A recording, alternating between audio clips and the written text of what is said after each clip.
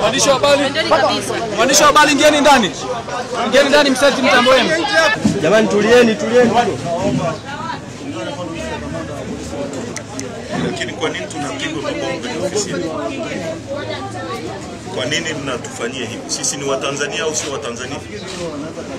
No. Kwa sababu sikiliza basi.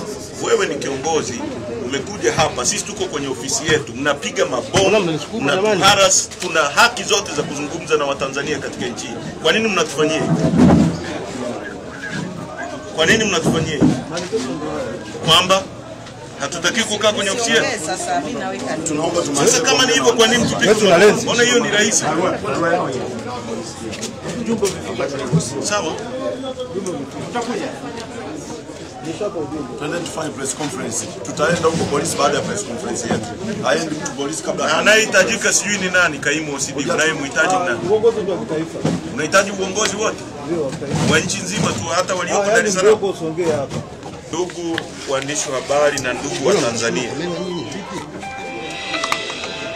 tumewaita asubuhi ya leo kuzungumzia tukio lililojitokeza jana Mbinga, ambapo mwenyekiti wetu wa taifa Mheshimiwa Tundu Lissu alikamatwa kinyama kabisa, na mpaka sasa hatujaambiwa yuko wapi. Hakuna anayejua kutoka kwenye chama chetu wala uongozi wetu kwamba mwenyekiti wetu yuko wapi, tofauti na taarifa ambazo tunapata. Na baada ya Mheshimiwa Tundu Lissu kukamatwa, mmeona yanayoendelea. Polisi wanafanya harassment, wanapiga mabomu maeneo ya ofisi yetu hapa.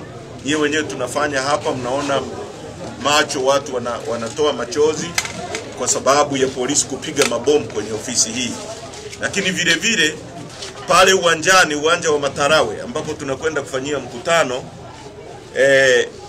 polisi wanapiga mabomu pia.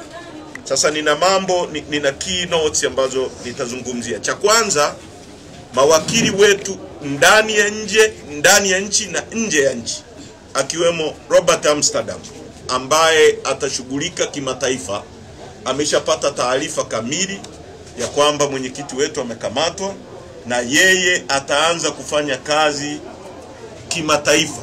Na tunatoa wito kwa jumuiya ya kimataifa kuhakikisha inafuatilia nchi hii na kufuatilia kinachoendelea Tanzania kwa karibu kabisa.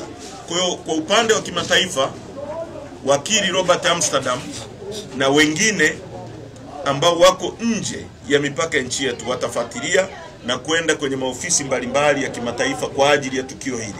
Lakini ndani ya Tanzania hapa tunapozungumza, wakili Kibatara, wakili Deogratias Mahinyira na mawakili wengine ambao wako Dar es Salaam wanafuatilia jambo hili. Kibatara yuko hapa na baadaye atazungumza na waandishi wa habari pia, akiwa mahakama ya hakimu mkazi nafikiri mkoa wa Songea. Sasa kuna mambo ya kuzungumza hapa. Naomba kuitarafu hapa.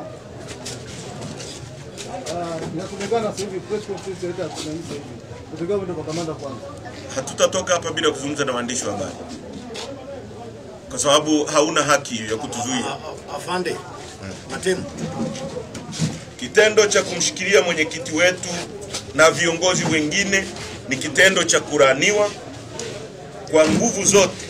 Ni njama za kuzuia Chadema kuwaeleza Watanzania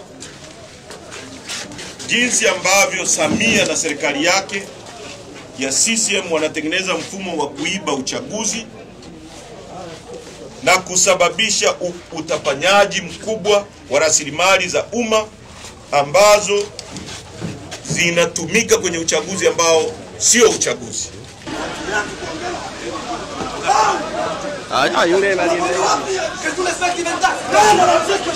Ambazo kwa shimo tena tuwasala waandishi wa habari tunafanya kazi gani? Ishu gani mnataka nchini? Tuongee na waandishi wa habari kuja. Ambazo kwa shimo hiyo.